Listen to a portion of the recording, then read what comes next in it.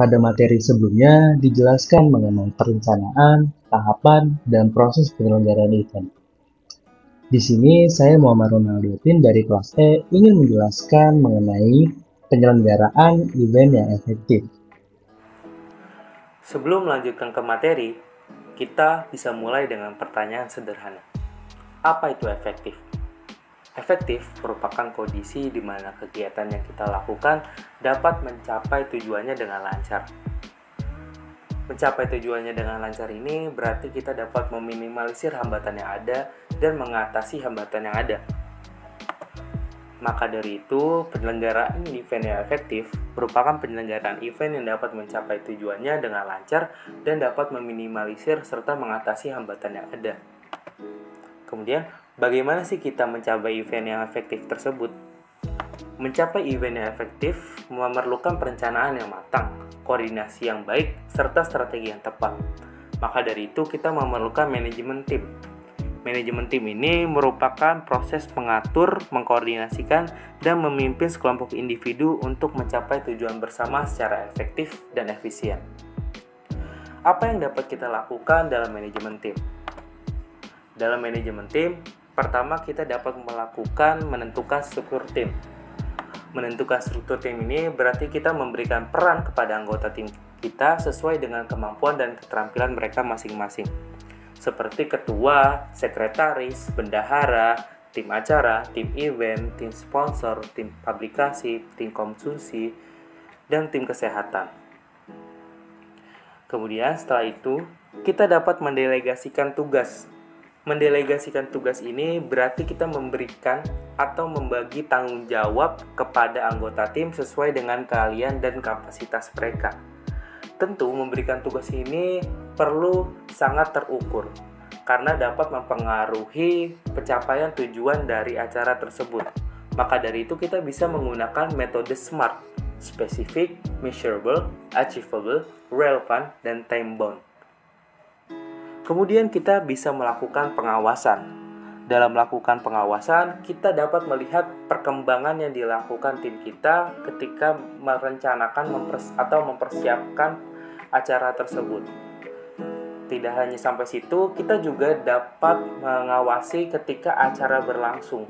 Kita dapat memantau tim kita melaksanakan tugasnya dengan baik atau tidak.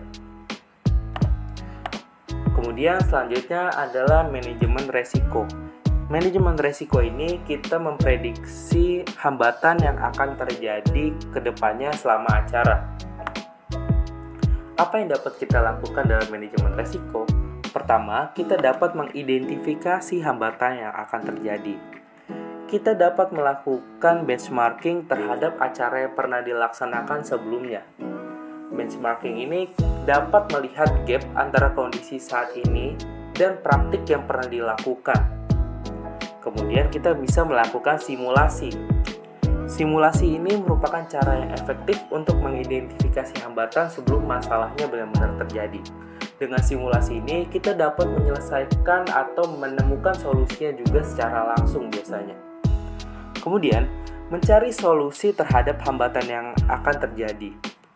Mencari solusi ini, kita dapat melakukan brainstorming untuk melibatkan anggota tim kita mencari inovasi untuk mengatasi masalah tersebut dan dapat berkolaborasi dengan baik. Kemudian yang terakhir adalah mempersiapkan rencana cadangan.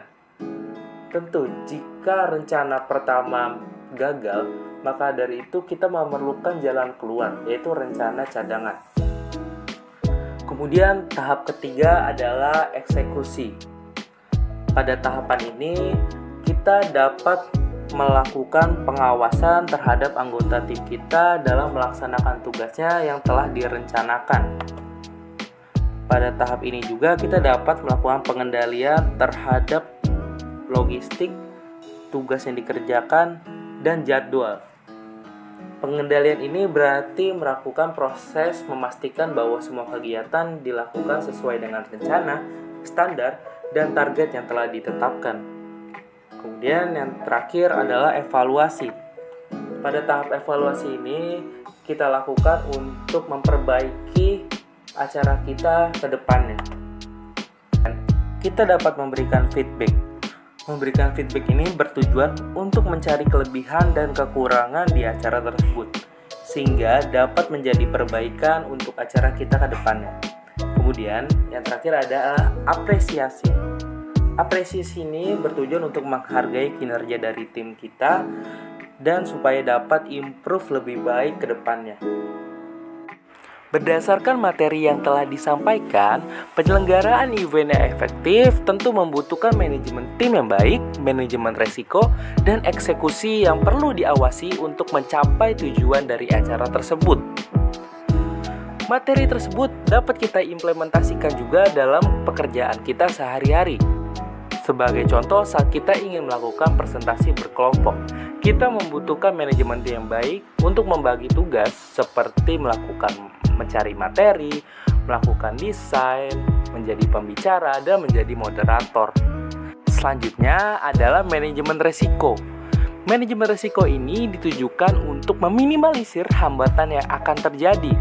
Contohnya seperti pertanyaan dari audiens. Maka dari itu kita memerlukan simulasi presentasi untuk menemukan kira-kira pertanyaan apa sih yang akan muncul dari audiens.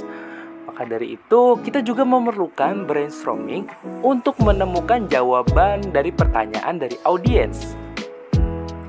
Setelah itu kita melakukan pengawasan terhadap tugas dari teman-teman kita seperti mencari materi dan melakukan desain.